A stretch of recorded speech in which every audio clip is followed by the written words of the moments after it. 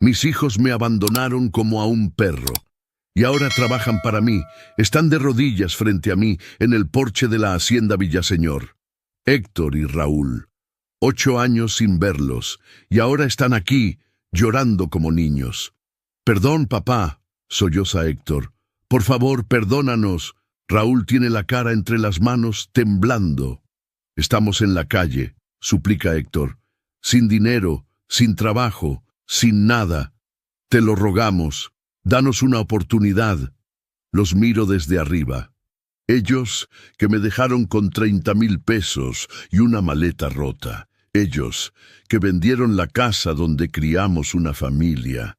Ellos que se fueron en sus carros mientras yo me quedaba solo en la banqueta. Ahora son ellos los que suplican. Pero para entender cómo llegué aquí, tenemos que volver al día en que ellos me traicionaron y me abandonaron como a un perro en la calle. Antes de continuar, suscríbanse al canal y díganos en los comentarios desde dónde nos están escuchando. Mi nombre es José Miguel Rivas Soto. El calor de San Luis Potosí me golpea la cara como una bofetada cuando salgo de la casa por última vez. Héctor y Raúl están junto a sus carros, con las llaves en la mano y esa prisa incómoda de quien quiere terminar algo desagradable. La casa donde vivimos 40 años tiene un letrero clavado en la puerta, vendida. 1.200.000 pesos, dice Héctor, encendiendo un cigarro. Dividido entre 3, 400.000 pesos para cada uno. Pero eso fue la mentira que inventaron. Cuando fuimos al notario 2 días antes, ellos ya habían cobrado todo. Me dieron un sobre con 30,000 pesos y dijeron que era mi parte. Ni siquiera me dejaron ver los papeles de la venta. Es lo justo, papá, dijo Héctor guardando su cheque. Tú ya no trabajas. Nosotros tenemos familias que mantener. Necesitamos ese dinero más que tú. En ese momento entendí. No me estaban ayudando. Me estaban robando. Y me robaron 370,000 pesos. Me quedo callado ahora, con mi maleta vieja en una mano y la escalera de aluminio en la otra. 40 años pintando casas, escuelas, iglesias. 40 años levantándome a las 5 de la mañana, con las rodillas destrozadas y las manos llenas de cal. Todo para darles educación, comida, un techo. Y me robaron lo que era mío. ¿Y dónde voy a vivir? Pregunto con la voz más firme de lo que siento. Raúl suspira, mirando su reloj como si yo fuera una cita que se alarga demasiado. No sé, papá. Puedes rentar un cuarto. Con 30,000 pesos te alcanza para varios meses. Ya eres grande, no necesitas mucho espacio. Grande. 60 años. Como si la edad fuera una enfermedad que me hace menos humano. Nos tenemos que ir, dice Héctor, tirando el cigarro al suelo. Tenemos cosas que hacer, ya no es tu problema. Suben a sus carros, Héctor en su camioneta blanca, Raúl en su sedán gris. Arrancan los motores casi al mismo tiempo, como si lo hubieran ensayado. Me miran por el espejo retrovisor, pero ninguno baja la ventanilla para despedirse. Se van. Me quedo parado en la calle Juárez, bajo el sol de mediodía, sintiendo cómo el sudor me baja por la espalda. Los vecinos observan desde sus ventanas, pero nadie sale. Doña Lupita, que me saludaba todos los días durante 30 años, cierra su cortina cuando nuestras miradas se cruzan. La vergüenza pesa más que la escalera. Camino sin rumbo, arrastrando mis cosas por la banqueta. Cada paso levanta polvo. Mis botas, las mismas que usé para trabajar toda la vida, crujen con cada pisada. Paso frente a la iglesia donde me casé con mi esposa, donde bauticé a mis hijos, donde la enterré hace 2 años. Si ella estuviera viva, esto no habría pasado. Ella no habría permitido que sus hijos me trataran como basura. Pero ella se fue, y con ella se fue lo único que mantenía unida a esta familia: el respeto. El sol cae sobre San Luis Potosí como plomo derretido. Salgo de la ciudad caminando por la carretera, sin saber hacia dónde voy. Solo sé que no puedo quedarme aquí, donde todos me vieron caer. 3 días después, Estoy sentado bajo un mezquite en las afueras de Zacatecas. Tengo hambre, tengo sed, tengo 60 años y una escalera que ya no sé si volveré a usar. Los 30,000 pesos que me dieron ya no están en mi bolsillo. Los gasté en comida y en un cuarto de hotel miserable donde pasé 2 noches sin dormir. Un carro viejo se detiene frente a mí. Es una pick-up Ford de los años 90 color café, con la pintura despellejada por el sol. Un hombre mayor baja, con sombrero de paja y botas de trabajo. Debe tener más de 80 años, pero se mueve con la seguridad de alguien que todavía manda. Me observa en silencio, evaluándome como se evalúa un caballo en venta. ¿Eres pintor?, pregunta señalando mi escalera. Asiento sin fuerzas. ¿Todavía trabajas o ya te rendiste? Esa pregunta me quema más que el sol. Me pongo de pie, limpiándome el polvo de los pantalones. «Todavía trabajo», respondo mirándolo directo a los ojos. El hombre sonríe apenas, como si hubiera encontrado lo que buscaba. «Perfecto. Necesito un pintor en mi hacienda. Pago bien, doy casa y comida. ¿Te interesa?» No lo pienso 2 veces. «Sí». «Sube». Me ayuda a cargar la escalera en la parte trasera de la pick-up. Subo al asiento del copiloto, sintiendo el olor a cuero viejo y tabaco. El hombre arranca el motor y nos alejamos del mezquite, del polvo, de la humillación. «Me llamo Mateo Villaseñor», dice sin apartar los ojos del camino. «¿Y tú?» «José Rivas». «Bien, José, bienvenido a tu nueva vida». No sé qué significa eso, pero algo en su voz me hace creer que todo está a punto de cambiar. La hacienda Villaseñor aparece al final del camino como un espejismo. Portones de hierro forjado, muros de piedra que deben tener más de 100 años, y al fondo una casa grande de 2 pisos con tejas rojas y corredores amplios. Don Mateo detiene la pick-up frente a la entrada principal y apaga el motor. 320 hectáreas, dice, con orgullo callado. Mi abuelo la construyó en 1910. Aquí nací, aquí me casé, aquí enterré a mi esposa. Me bajo del carro, sintiendo cómo las piernas me tiemblan después de 3 días sin comer bien. El aire huele a tierra mojada y a mezquite. A lo lejos escucho el mugido de unas vacas y el canto de un gallo. «Ven», ordena don Mateo caminando hacia la casa. «Te voy a mostrar tu cuarto».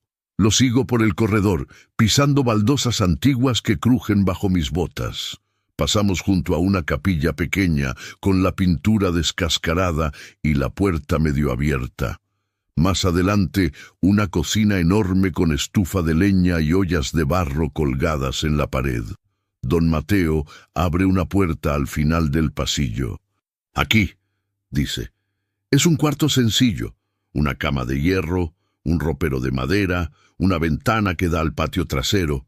Nada lujoso, pero limpio. Más de lo que tuve en los últimos 3 días. «Descansa hoy», continúa don Mateo. «Mañana empiezas. Hay mucho por pintar». Se va sin esperar respuesta. Cierro la puerta y me siento en la cama, sintiendo cómo el colchón se hunde bajo mi peso. Por primera vez en 3 días puedo respirar sin sentir que me ahogo. Esa noche duermo sin soñar. Al día siguiente, don Mateo me despierta antes del amanecer. «Arriba, José, aquí empezamos temprano». Me visto rápido y salgo al corredor. El cielo todavía está oscuro, pero el horizonte ya empieza a pintarse de naranja. Don Mateo está en la cocina, preparando café en una cafetera vieja de peltre. «Toma», dice pasándome una taza. «Sin azúcar. Aquí no mimamos a nadie».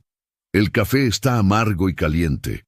Me quema la lengua, pero no me quejo. Después del desayuno, huevos con frijoles y tortillas recién hechas, don Mateo me lleva a un cobertizo donde guarda las herramientas. Botes de pintura blanca, brochas, rodillos, escaleras más nuevas que la mía.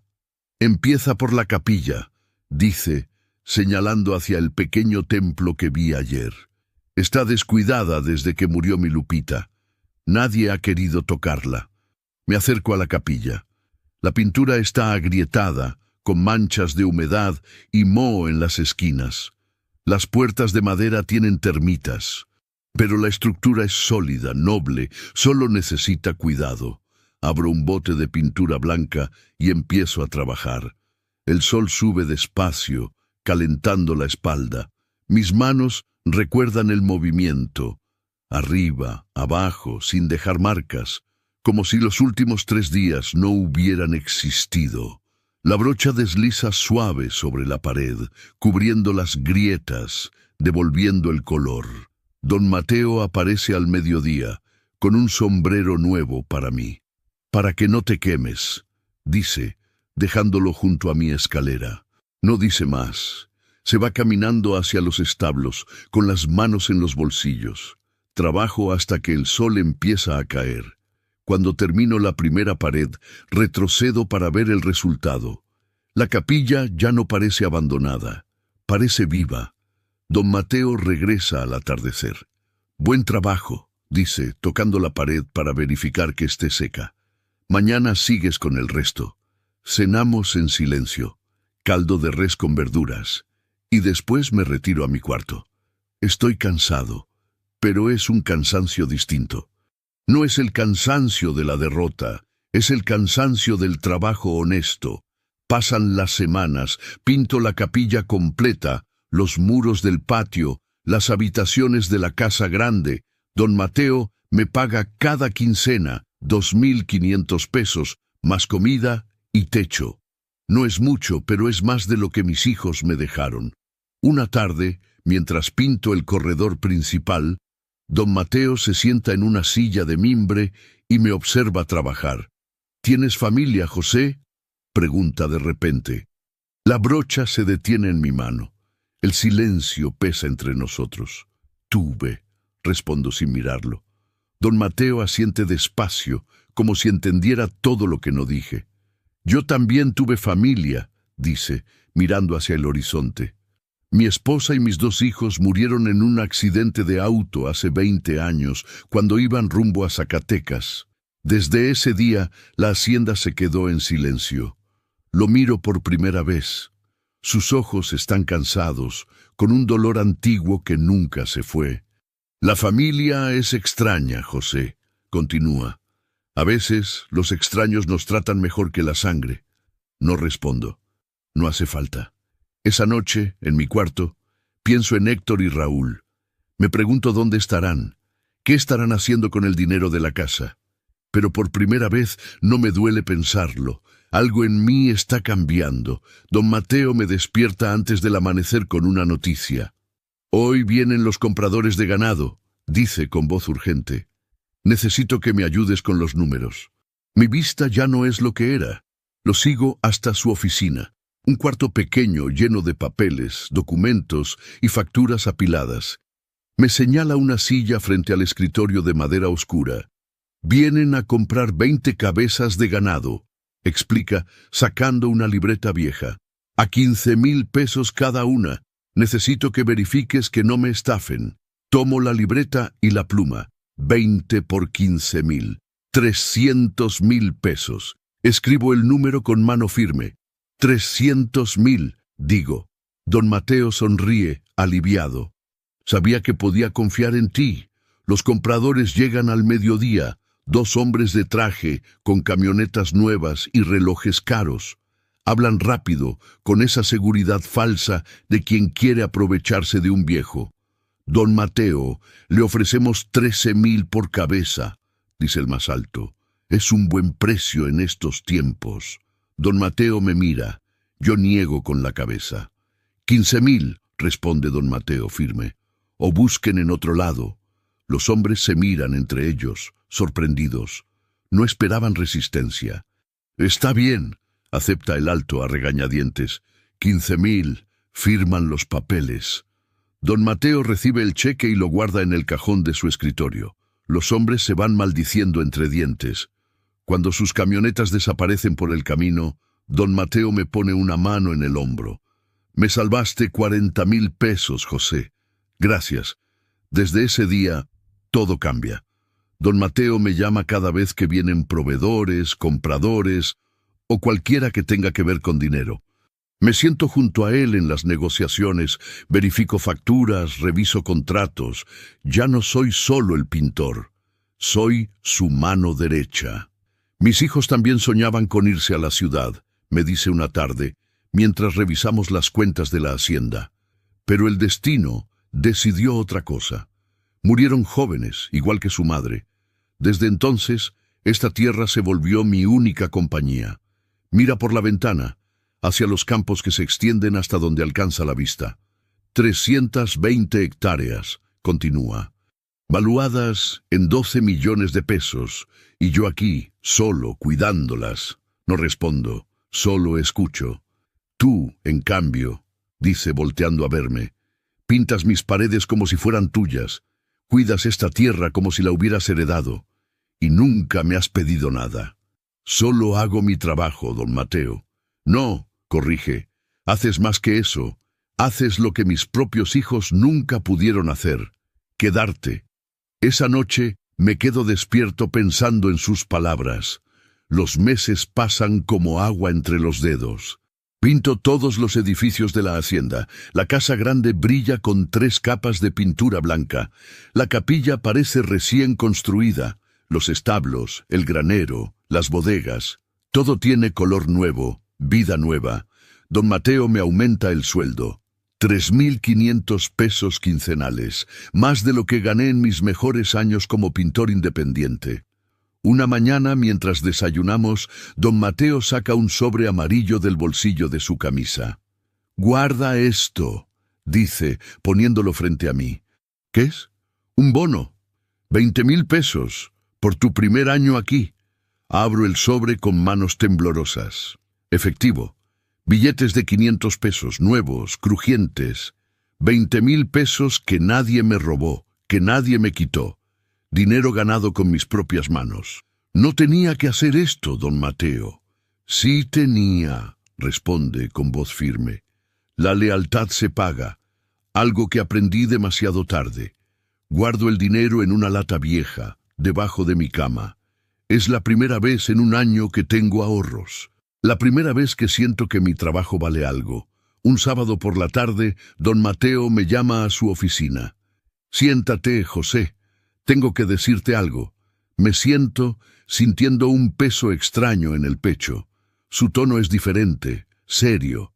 Tengo más de 80 años. Empieza juntando las manos sobre el escritorio. El doctor dice que mi corazón está cansado, que cualquier día puede ser el último. Don Mateo... «Déjame terminar», interrumpe. «Llevo un año observándote, viendo cómo trabajas, cómo cuidas esta tierra, cómo me respetas sin esperar nada a cambio». Saca un folder manila del cajón. «He tomado una decisión», continúa. «Una decisión que tal vez no tenga sentido para nadie más, pero que para mí es la correcta». Abre el folder. Son documentos legales, con sellos y firmas. «Después del accidente de mi familia, no pensé volver a dejar nada a nadie», dice con la voz cargada de emoción. «Pero tú cambiaste eso, José. Cuando yo muera, la hacienda Villaseñor será tuya, toda. Las 320 hectáreas, la casa, el ganado, los cultivos. Todo valuado en 12 millones de pesos. El aire se detiene en mis pulmones. Don Mateo, yo no puedo aceptar». «Ya está decidido», dice con firmeza. «Mañana vamos con el notario. Solo necesito que confirmes tus datos para el testamento». Me levanto de la silla, sin saber qué decir, sin poder procesar lo que acabo de escuchar. «¿Por qué?», pregunto, con la voz quebrada. «¿Por qué yo?». Don Mateo me mira con esos ojos cansados pero claros. «Porque tú te quedaste, José. Porque cuando todos se fueron, tú pintaste mis paredes como si fueran tuyas, y eso vale más que cualquier lazo de sangre». Salgo de la oficina en shock. Camino por el corredor, tocando las paredes que pinté, sintiendo el peso de lo que acaba de pasar. Esa noche no puedo dormir, porque acabo de descubrir algo que nunca imaginé. El hombre que me salvó la vida está a punto de cambiarla para siempre. El notario me mira con desconfianza desde el otro lado del escritorio. Estamos en su oficina en Zacatecas, un lugar pequeño que huele a papel viejo y café recalentado. Don Mateo está sentado a mi lado, con su mejor camisa blanca y su sombrero en las rodillas. Yo llevo la misma ropa con la que pinto, porque no tengo otra. Licenciado Morales, dice don Mateo con voz firme, este es José Miguel Rivas Soto, el hombre del que le hablé. El notario ajusta sus lentes, revisando los documentos frente a él. Don Mateo entiende que esto es inusual. Dice, con tono cauteloso, está dejando una propiedad valuada en 12 millones de pesos a alguien que no es familia. No tengo herederos directos, responde don Mateo sin titubear. José lleva 1 año cuidando mi tierra mejor que nadie. El testamento queda como está. El notario suspira, derrotado. Abre una carpeta y saca varios documentos. Muy bien, dice. Don Mateo, usted declara estar en pleno uso de sus facultades mentales. Firmará el testamento dejando como heredero universal a José Miguel Rivas Soto. Me pasa un formulario. José, necesito que confirmes tus datos personales aquí. Nombre completo, fecha de nacimiento, lugar de origen.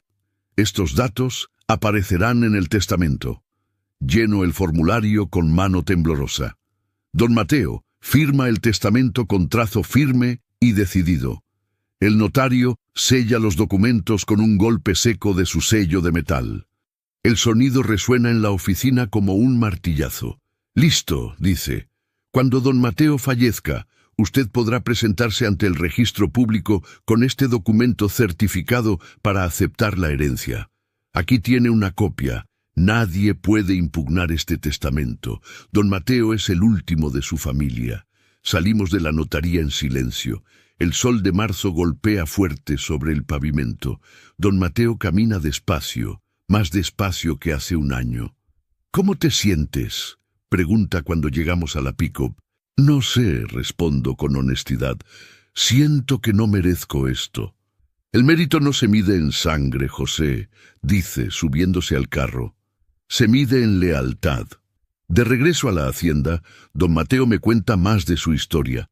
Me habla de su esposa, Lupita, y de sus 2 hijos que murieron en el accidente. Me cuenta cómo desde aquel día la hacienda se sintió vacía, cómo trabajó solo durante 20 años, sin nadie con quien compartir la tierra que tanto amaba. Mi familia murió en un accidente hace 20 años, dice con la vista fija en el camino. Desde entonces, todo lo que hice fue cuidar esta hacienda. Me enseñaron que, al final, uno se queda solo con lo que cuida. Lo siento, don Mateo. No lo sientas, responde. Me enseñaron que la familia no siempre es la que nace contigo. A veces es la que eliges. Llegamos a la hacienda cuando el sol empieza a caer. Don Mateo baja del carro más lento que de costumbre, respirando con dificultad. ¿Está bien?, pregunto, sosteniendo su brazo. Solo cansado, dice. La edad, José, no perdona. Esa noche preparo la cena. Sopa de fideos con pollo, pan dulce y café. Don Mateo come poco, apenas unas cucharadas. No tengo hambre, dice apartando el plato. Pero gracias. Lo ayudo a caminar hasta su habitación. Sus pasos son inseguros, como si el piso se moviera bajo sus pies. José, me llama antes de cerrar la puerta. Si algo me pasa, no va a pasar nada, interrumpo. Si algo me pasa, repite firme, quiero que sepas que no te di la hacienda por lástima. Te la di porque eres el hijo que nunca pude ver crecer, el que se quedó cuando todos se fueron. Cierra la puerta antes de que pueda responder. Me quedo parado en el corredor con un nudo en la garganta que no puedo tragar. Con los siguientes años, don Mateo se fue debilitando. Ya no salía a supervisar los campos. Se quedaba en su silla del corredor observando cómo trabajaba. Su piel se volvía más pálida, sus manos temblaban más. El doctor venía cada semana, pero solo movía la cabeza con resignación. Su corazón está muy débil, me dijo un día en voz baja. Puede ser mañana, puede ser en 6 meses, pero no tiene mucho tiempo. Trabajé más duro que nunca. Pinté las bardas exteriores, reparé cercas, cuidé el ganado, como si mantener la hacienda perfecta pudiera mantener a don Mateo con vida. Una tarde de octubre, estoy pintando el último muro cuando escucho un grito desde la casa. «¡Don José, venga rápido! ¡Es Remedios, la cocinera que viene 3 veces por semana!» Corro hacia la casa, con el corazón golpeándome el pecho. Don Mateo está tirado en el piso de su habitación, pálido, sudando. «¡Llama al doctor!», le grito a Remedios. Me arrodillo junto a él, sosteniéndole la cabeza. «Aguante, don Mateo. Ya viene el doctor». Abre los ojos con dificultad. «José», susurra, «no hable. Ahorre fuerzas. José, gracias por quedarte». Sus ojos se cierran, y en ese momento sé que mi vida está a punto de cambiar para siempre. Años después, don Mateo Villaseñor murió en su cama, con las ventanas abiertas para que entrara el aire fresco de la mañana. El doctor llegó demasiado tarde. Solo confirmó lo que ya sabía. Su corazón se había rendido. Tenía 84 años y murió en la tierra que amó toda su vida. Me quedé junto a su cama, sosteniendo su mano fría, sintiendo cómo el silencio de la hacienda se volvía más pesado. Remedios lloraba en la cocina. Los peones se quitaban el sombrero cuando pasaban frente a la casa. «Descanse, don Mateo», susurré. «Yo me encargo de todo». El funeral fue pequeño. Vinieron algunos vecinos de ranchos cercanos, el notario Morales, el doctor, y algunos trabajadores que conocieron a don Mateo durante décadas. No tenía hijos ni familia que lo despidieran. Solo vecinos, el notario y algunos trabajadores que lo respetaron. Enterramos su cuerpo junto a su esposa Lupita y sus 2 hijos en la capilla que yo pinté. La misma capilla que estaba abandonada cuando llegué.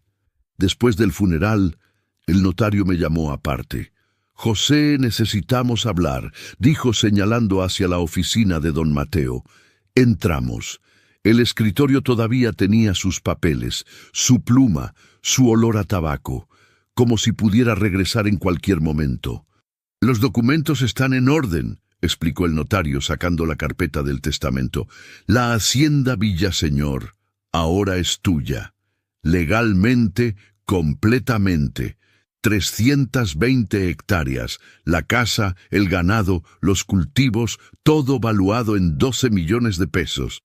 Escuché las palabras pero no las procesé. Era como si hablara en otro idioma.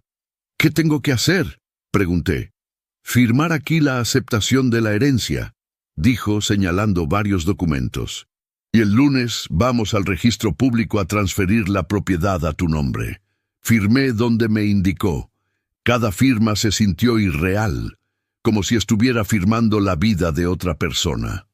«Una cosa más», dijo el notario antes de irse.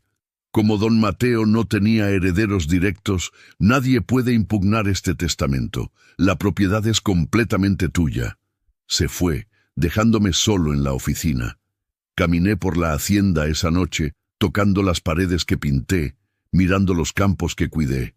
Todo esto era mío. Un hombre que hacía años dormía bajo un mezquite, ahora era dueño de 12 millones de pesos en propiedades. La vida tiene formas extrañas de pintar el destino. El lunes fui al registro público, firmé más papeles, me tomaron fotografías. Me dieron un documento oficial que decía José Miguel Rivas Soto, propietario legal de la hacienda Villaseñor. Regresé a la hacienda siendo otra persona. Ya no era el pintor, ya no era el empleado, era el patrón, el dueño, el heredero de un hombre que creyó en mí cuando nadie más lo hizo. Los primeros meses fueron difíciles. Aprendí a administrar el ganado, a negociar con compradores, a manejar las cuentas. Cometí errores, pero aprendí rápido. Los trabajadores me respetaban porque veían que trabajaba junto a ellos, que no me creía más que nadie. Vendí 20 cabezas de ganado y gané 300,000 pesos. Compré semillas y equipo nuevo. Reparé las cercas dañadas. La hacienda empezó a dar frutos. Un año después, tenía ahorrados 500,000 pesos en el banco. Dinero que gané con trabajo honesto, sin robarle a nadie, sin traicionar a nadie. Pensé en Héctor y Raúl. Me pregunté qué hicieron con el dinero de la casa. Si todavía tenían los 400,000 pesos que cada uno se llevó. Si alguna vez pensaban en el padre que abandonaron, pero ya no me dolía pensarlo. El rencor se fue con el tiempo, como se va la pintura vieja bajo capas nuevas. Una tarde, 2 años después de la muerte de don Mateo, estaba en el corredor cuando vi 2 figuras caminando por el camino de tierra. Hombres, flacos, caminando despacio, con la cabeza baja. Me puse de pie, entrecerrando los ojos contra el sol. Y cuando estuvieron más cerca, el corazón se me detuvo. Eran ellos, Héctor y Raúl, mis hijos, los hijos que me abandonaron hace 8 años, que me dejaron con 30,000 pesos y una maleta rota, los hijos que vendieron la casa donde crecimos, los hijos que se rieron mientras yo rogaba. Ahora venían caminando hacia mi hacienda, con las botas rotas y la ropa sucia. Llegaron hasta el porche. Me miraron, y en sus ojos vi algo que nunca había visto. Miedo. «Papá», dijo Héctor con la voz quebrada, «escuchamos que don Mateo te dejó la hacienda». No respondí, solo los miré. Raúl tragó saliva. Estamos en la calle, papá, sin dinero, sin trabajo, perdimos todo». Héctor dio un paso adelante. «Venimos a pedirte. Se arrodilló, y Raúl hizo lo mismo. Mis 2 hijos, de rodillas, frente a mí. «Perdón, papá», sollozó Héctor. «Por favor, perdónanos, danos una oportunidad». Y en ese momento entendí algo.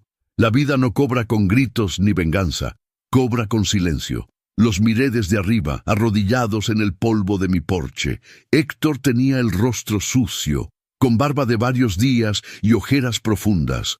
Raúl temblaba, con las manos juntas como si rezara. Ninguno levantaba la vista. La vergüenza pesaba más que el sol de mediodía. «Por favor, papá», repitió Héctor, «solo necesitamos trabajo. Lo que sea. Podría cerrarles la puerta. Podría decirles que se fueran como ellos me dijeron a mí. Podría gritarles todo lo que callé durante 8 años. Pero no lo hice. «Levántense», ordené con voz fría. Obedecieron despacio, limpiándose el polvo de las rodillas. No me miraban a los ojos. «Hay trabajo», dije. «Les pago 2,000 pesos quincenales. Comida incluida. Duermen en el cuarto de los peones, no en la casa. Empiezan mañana, 6 de la mañana. Héctor levantó la cabeza, sorprendido. «¿En serio?